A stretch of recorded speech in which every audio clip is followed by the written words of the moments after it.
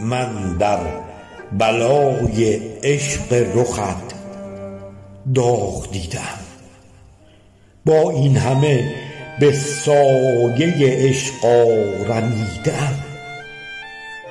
ره بر مکش ز من که در این مستیم به سر، بر دل خیال راه وصالت گزیدم.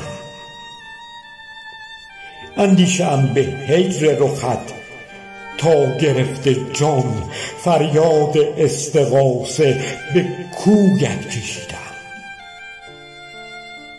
کو آن حضور منعم جان فقیم تو، حاجت دهد چنان که ز غیرت بریدم.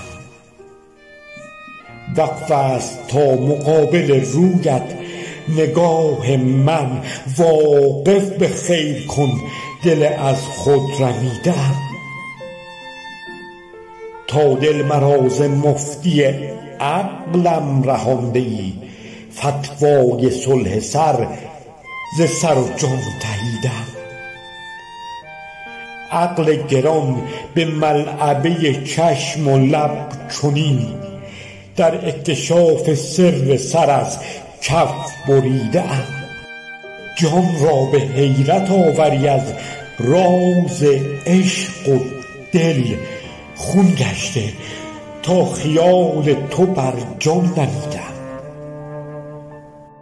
ده قبله کز کرامت احسان بوسه، لب با وعده های قند لبانت گزیدم. عمریست طالبم به حضور دوباره ات، و از این حضور طعم وصالت